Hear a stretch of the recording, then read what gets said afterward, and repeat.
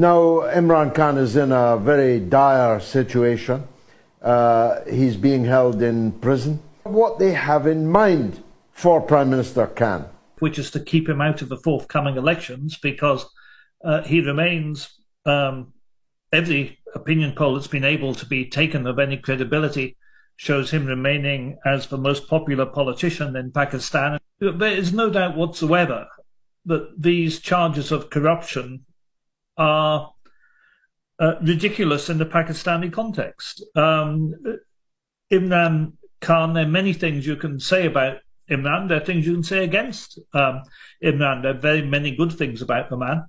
But one thing he is not is corrupt. This is a man who has actually given the majority of his personal wealth to found 3 hospitals in Pakistan. He is not somebody who's going to spend his time trying to grab a 3 Rolex watch from the Kingdom of Saudi Arabia or something along those lines. These charges relating to gifts, when you compare them to the massive looting of the Pakistani state carried out by the Sharif family over the years, these charges are perfectly ridiculous.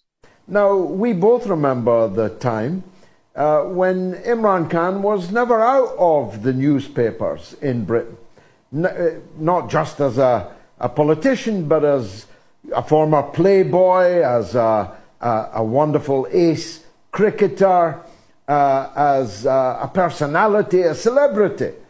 And yet here he is now in prison on trumped-up charges. The United States had given to getting rid of Imran Khan. And of course we have to remember why. He not only campaigned against drone operations in Pakistan, he stopped drone operations in Pakistan, and he stopped American military operating out of Pakistan. He moved to get his oil supplies from Russia instead of from the Gulf states, and moved to stop paying for oil in dollars. He refused to back motions at the United Nations supporting the United States position on Ukraine.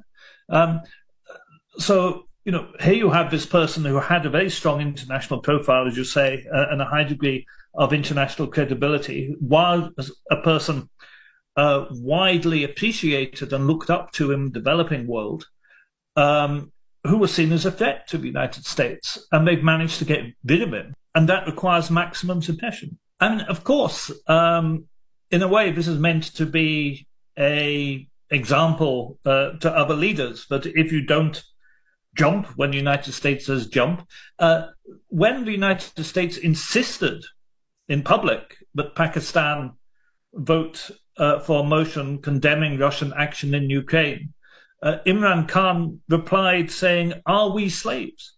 Are we slaves?"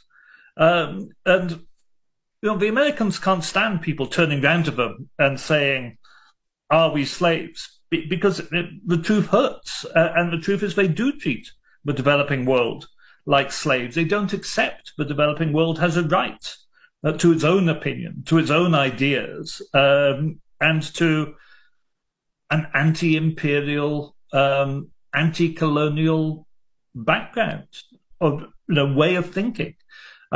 So I think there are deep lessons here in the treatment of Imran Khan.